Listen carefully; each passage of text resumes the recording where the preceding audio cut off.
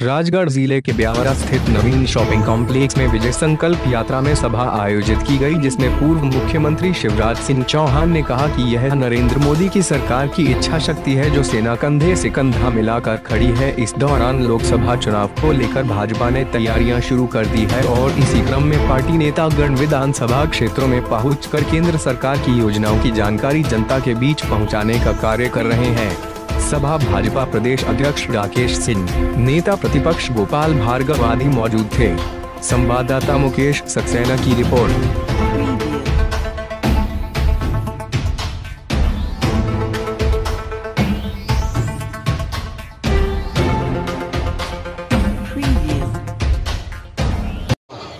जिसका घर कच्चे दीवारों से बना हो, जमीन में कच्चा फर्श हो, जब सोते हैं तो ऊपर से पानी टपकता है, जब दिन में और रात में, तो माता अपने नौनिहाल बच्चे को लेके इधर से उधर रात भर होती है। ऐसा कच्चा मकान अब हिंदुस्तान की जमीन पर किसी गरीब आदमी का नहीं रहे। ये कसम है मोदी की और इसका पूरा करने के लिए आधा हो चुका, आधा हो रहा है इसका पूरा करना। कसम है मोदी जी की कि वो माता है, वो बहन है, वो हमारी बहू है, जिनके बेटे होते हैं छोटे छोटे से नौनिहाल 2 महीने 4 महीने का, अपने पेट से अपने सीने से लगाए हुए रोटी बनाती है। लगातार कच्ची लकड़ियों का धुआं उसके मुंह में जाता है, फेफड़ों में जाता है, बच्चा भी बीमार होता है, माता भी बीमार होती है, टीबी के रोग हो जाते हैं, कैंसर के रोग हो जाते हैं, तमाम रोग हो जाते हैं। यह रोग नहीं हो, इसको किसने पहले पहचाना? 70 साल की देश की आज़ादी के लिए हो गए। ये पहचाना तो नरेंद्र मोदी जी ने पहचाना, भारतीय जनता पार्टी ने पहचाना और देश में उज्ज्वला योजना लागू करके जितने 70 साल में गैस कनेक्शन को लिए उतने उन्होंने 4 साल के अंदर दे दिए। ये सारी की सारी योजनाएं जो है गरीबों के कल्याण के लिए। के बीच में कहने के लिए आया, देश के सामने बहुत भीषण चुनौतियां हैं। देश के सामने जिस तरह की परिस्थिति आज है, जब हम विपक्ष में हुआ करते थे तो जब जब देश की सीमा पार से देश को कोई खतरा होता था, भारतीय जनता पार्टी का एक एक कार्यकर्ता सरकार के साथ खड़ा होता था, भले ही सरकार कांग्रेस की क्यों ना रही हो। क्योंकि ये स्वामी विवेकानंद जी यहां पर विराजमान है।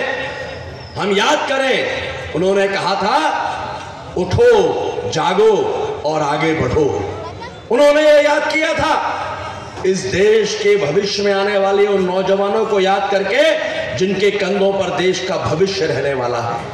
उनके बताए हुए रास्ते पर 5 साल पहले ये भारत आगे बढ़ गया, माननीय नरेंद्र मोदी जी के नेतृत्व में।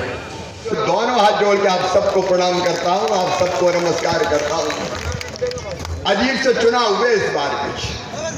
अरे वोट तो हमें ज्यादा मिली, लेकिन सीटें थोड़ी सी कम रह गई। लोकसभा के हिसाब से देखें तो 17 में हम आगे, 12 में कांग्रेस आगे, लेकिन विधानसभा में 2-3 सीटें कम रह गई। लेकिन उसमें इतने इतरा रहे हैं कांग्रेस वाले। अरे मैं उनसे कहना चाहता हूं, जीते तो तुम भी नहीं हो। सरकार लंगड़ी बनी है, कब तक चले और कब टपक जाए इसका ठिकाना नहीं है। और सरकार भी अजब गजब सरकार है।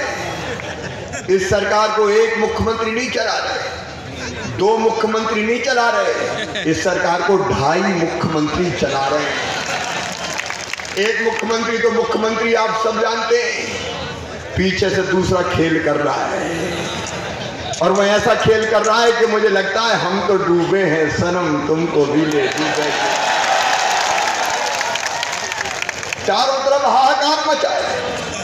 अभी मुझे एक आवेदन मिला, नाबालिग बिटिया का अपहरण हुआ है। उनके पिता ने मुझे आवेदन दिया है। 16 साल 5 महीने की बेटी स्कूल में परीक्षा देने आई थी और रो रो के परेशान है, कोई कार्रवाई नहीं की जाती। ये सरेआम अपहरण हो रहे, केवल यहाँ नहीं हो रहे। आपने कल सतना में पढ़ा होगा, एक मासूम बच्चे का अपहरण हुआ, फिरौती मांगी गई, बाद में उस मासूम बच्चे की हत्या कर दी गई। इसके पहले प्रियांश और श्रेयांश, 2 जुड़वा भाई, कैसे सुंदर बच्चे थे, आपने टेलीविजन पे देखा होगा मेरे बहनों और भाइयों। अपहरण होता है, सरेआम भरे बाजार, बस से उठा के ले जाए जाते हैं दोनों बच्चे। 3-3 दिन चित्रकूट में रहते हैं। पुलिस ढूंढ नहीं पाती, उत्तर प्रदेश ले जाते हैं, पुलिस पकड़